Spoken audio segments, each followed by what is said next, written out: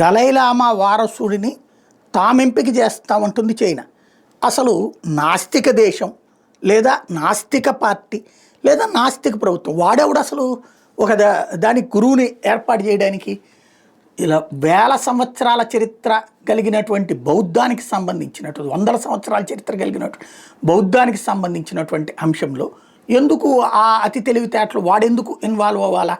వాడికి ఏంటి సంబంధం అంటే, చివరికి బౌద్ధ గురువుని తమే నియమించి ఆ బౌద్ధ గురువు ద్వారా టిబెట్లో ఉన్నటువంటి బౌద్ధులతో పాటు ప్రపంచవ్యాప్తంగా ఉన్న బౌద్ధులు ఎవరైతే చైనాకి వ్యతిరేకంగా ఉంటారో వాళ్ళందరికీ ఇతని చేత హితబోధలు చేపిస్తారు. మన చైనా మన దేశమే అని చెప్పేసి ఆక్రమించుకున్నటువంటి వాడు ఏదైతే గతంలో కనుక మొఘలుల దగ్గర నుంచి భారతదేశాన్ని ఆక్రమించుకున్న ప్రతి ఎదవ మన పాఠ్య పుస్తకాల్లో మార్చేసేసి వాళ్ళు ఏదో గొప్ప శక్తివంతులుగా భారతోళ్ళు రాజులు అసమర్థులుగా రాయించి మంచి చదివించి మనలో ఎట్లయితే మన మీదన మనకే ఒక ఏహ్యభావాన్ని సృష్టించి వాళ్ళని హీరోలుగా తయారు చేశారో అదేవిధంగా ఇప్పుడు చైనా ప్లాన్ చేస్తుంది.